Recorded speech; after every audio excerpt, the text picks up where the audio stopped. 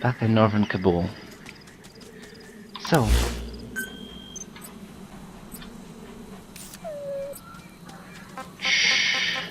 Diamond Oak.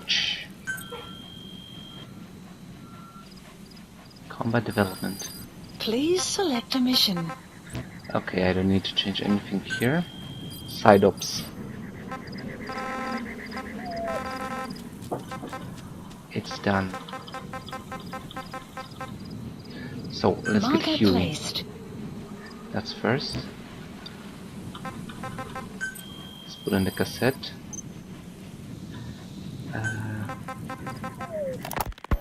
Here, Snake, try this on. Yeah, I didn't really listen to this one. Yeah, Miller was calling it the arm that wasn't there. The physiotherapy's going well. Your arm's bulked up enough for it to fit. There. Perfect. A little time with it, and it'll work better than the real thing. What do you think? I can still feel my real arm. Well, you better get used to this one quick. You have any pain? Every now and then. Where? My fingertips. My left fingertips. Sounds like phantom pain. Your brain still remembers your old hand. Yeah. What about your vision? Can you see okay? Yeah, at the moment. Now, the shrapnel in your skull is pressing on your optic nerve. I'm told any hard impact could have an effect on your visual cortex. Yeah. The doctor mentioned that.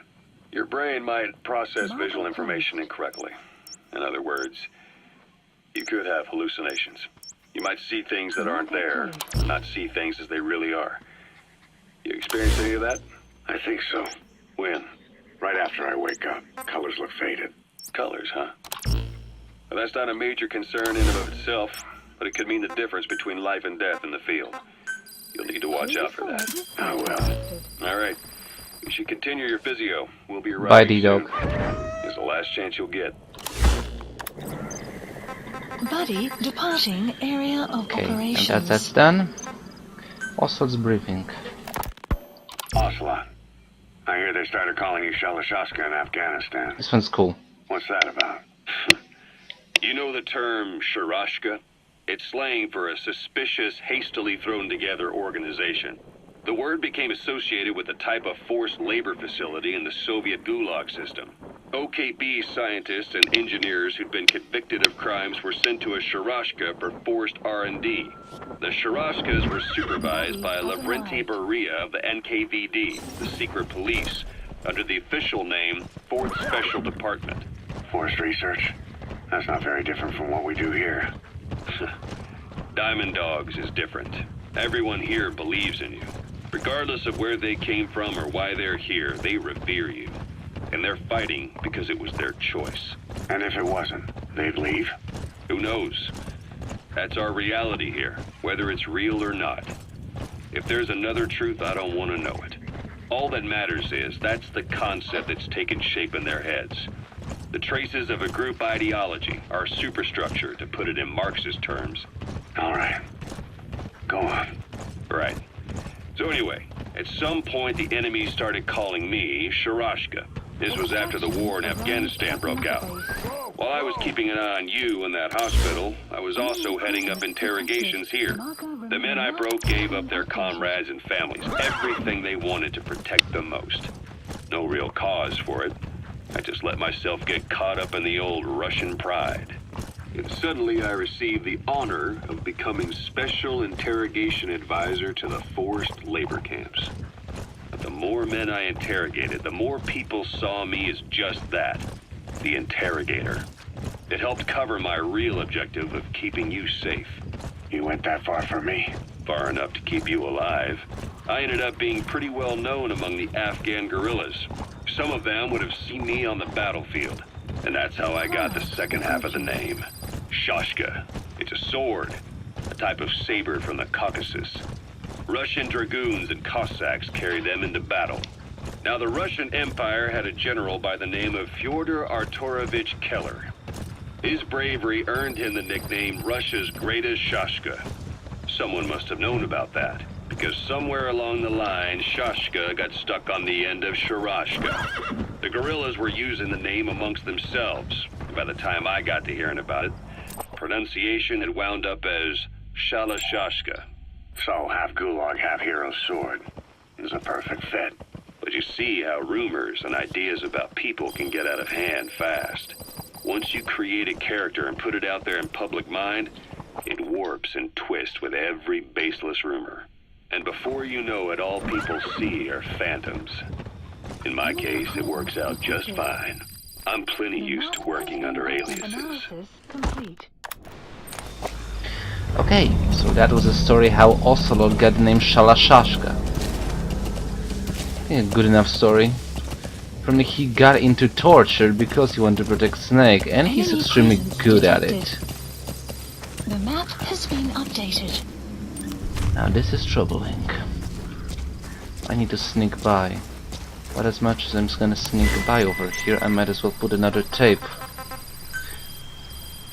Could ruin my playthrough a little bit, but then come on. I just wouldn't I'd reload so fast. Okay, let's go. Also, it's briefing number 3. So SALT 2 still hasn't gone into effect. That treaty was drawn up to limit not just the size of the U.S. and Soviet Union's nuclear arsenals, but also their delivery systems. The whole deal. Just when we thought all those years of negotiations had paid off, somebody decides to invade Afghanistan. The timing couldn't have been worse. The president was in the middle of the SALT 2 talks back then. You mean while you were busy trying to stop Peace Walker? I heard. President Ford was meeting with the General Secretary in Vladivostok.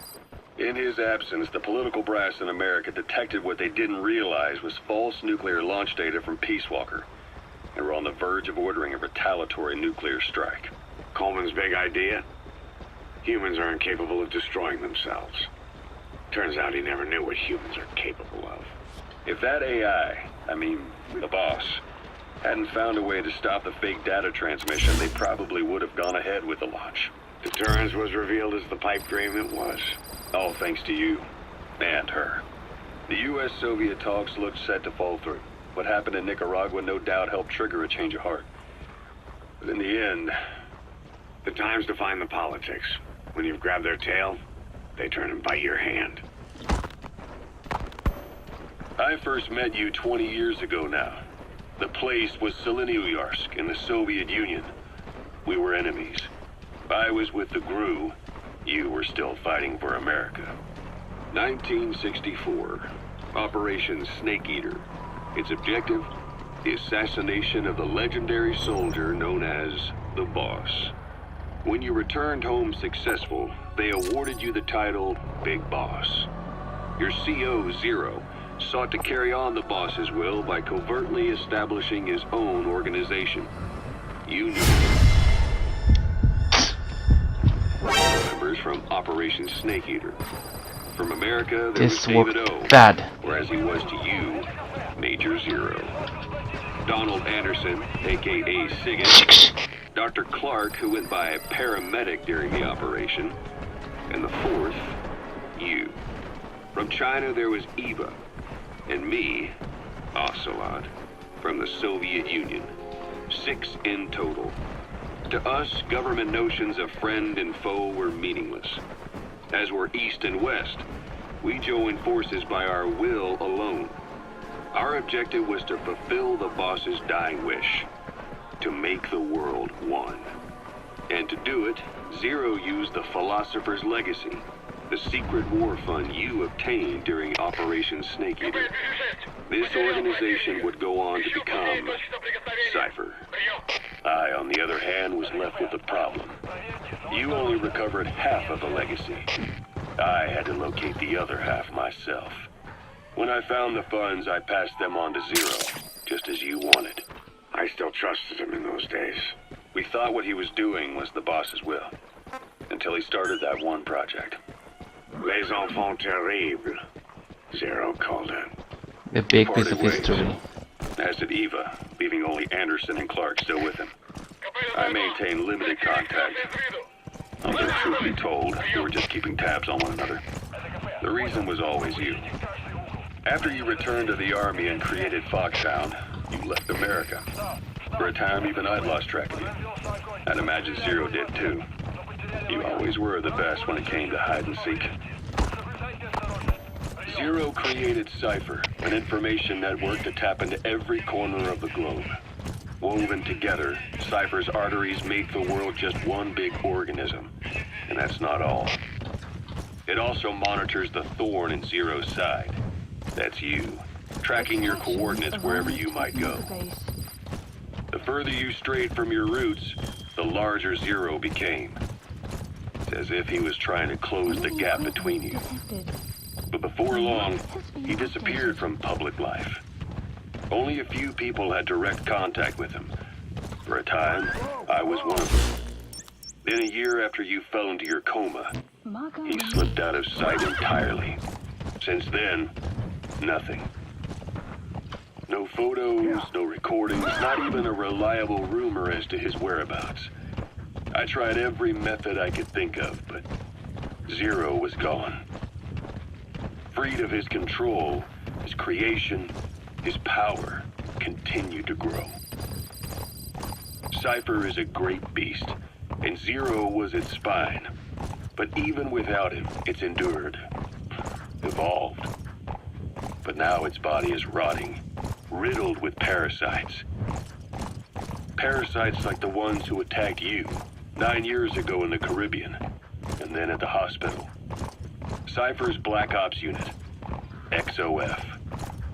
They learned where you were, and came to wipe the slate clean.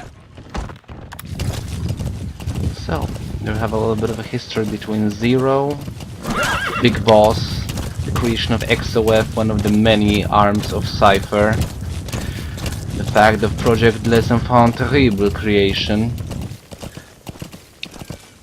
and the fact when Zero strayed away from Big Boss.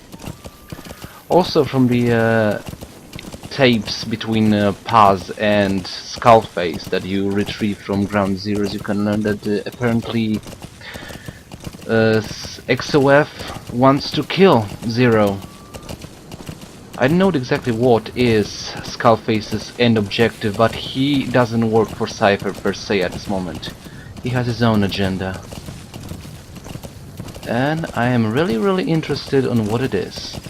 All things considered, and Hideo Kojima creativity in weaving together a very nice intrigue. But I'm getting a little bit ahead of myself. Let me just remove the markers. Come on, I just can't hit it. Bingo. And go for another cassette tape.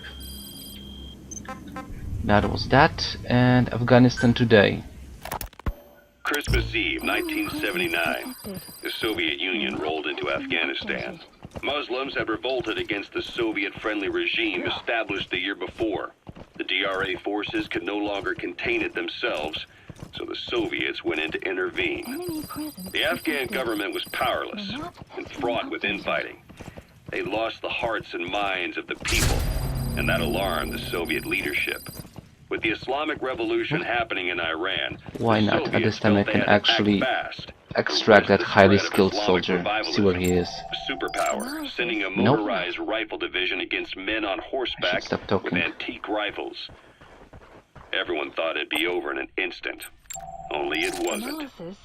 Some Muslims made their fight a jihad, a holy war, and began a guerrilla campaign on all fronts.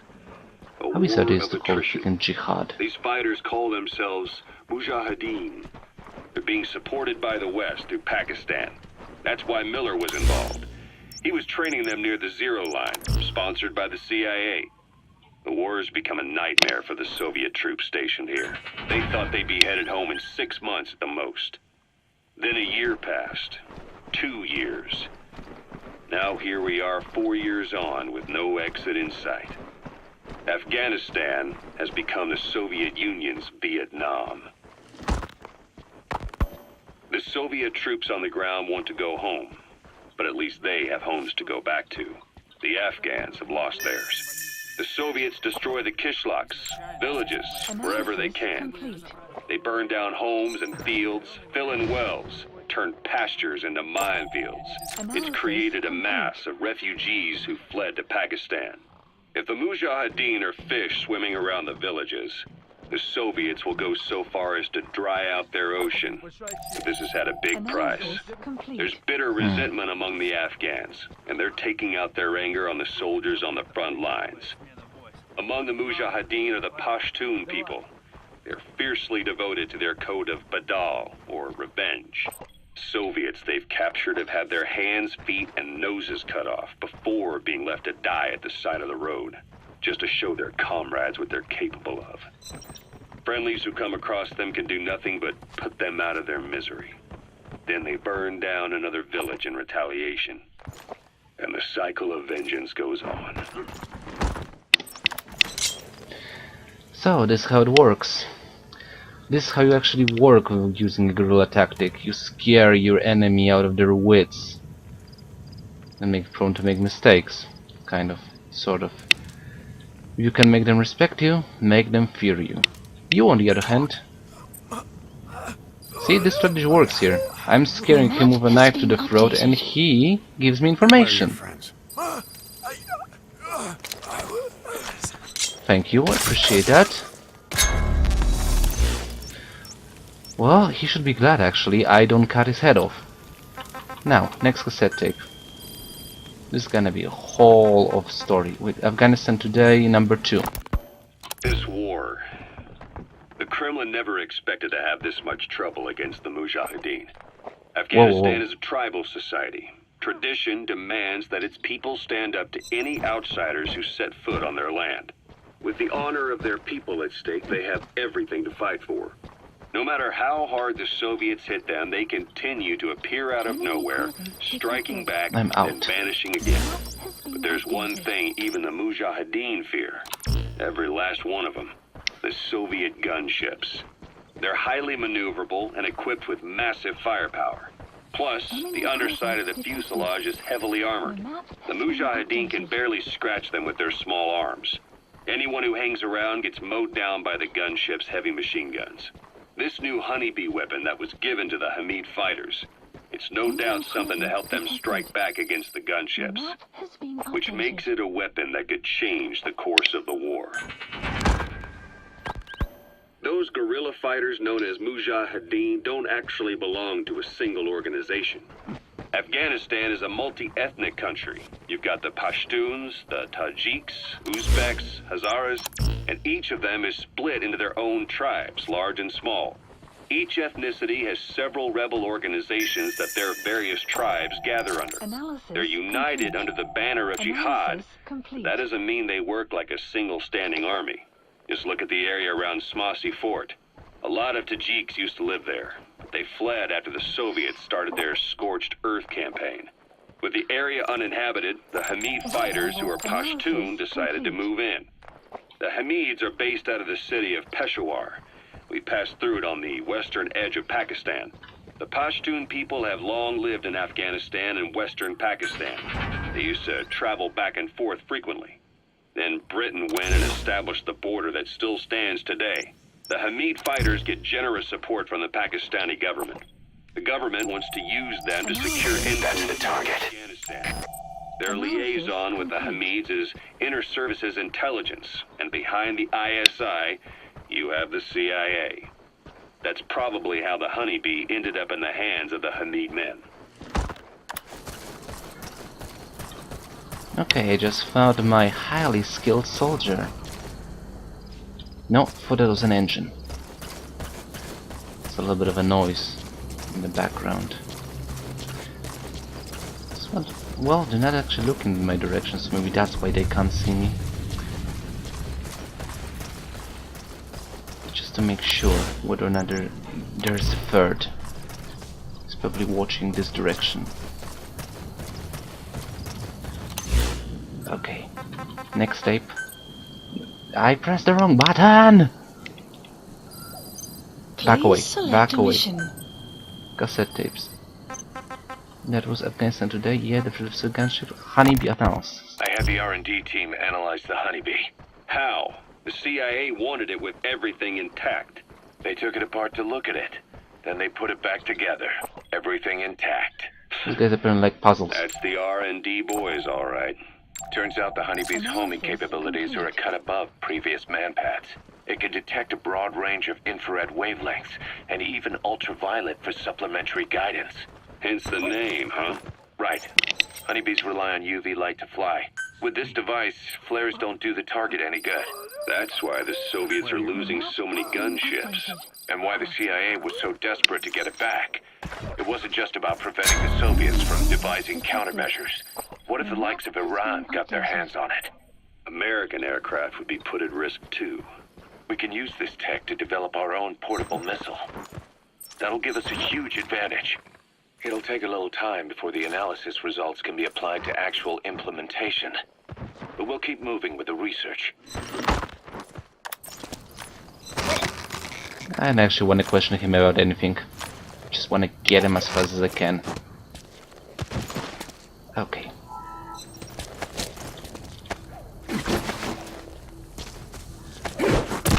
Screw you.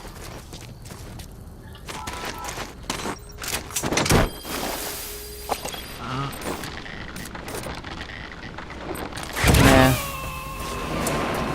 Side up complete. Side up completed. You gotta extract him. Cassette tape. Extraction arrived at Mother I Base. got payment for something. At Mother Base. Cos, what about the unit that attacked us in the mist? You knew something about them. That wasn't my first run-in with them. It happened right before I was captured by the Soviets. We were on the zero line that day. The Afghan side. On our way back from training the Mujahideen at a mountain camp in Kunar province. There's a lot of that work in Afghanistan. Most PFs shy away from it because it draws too much attention. But for us, that was the whole point. The job itself went great. We just had to make it back to a tribal area in Pakistan. But all of a sudden, visibility got real bad. It was no sandstorm. Our point man gave the strange report. He said he could see skulls in the mist. Skulls? The next moment, he went silent.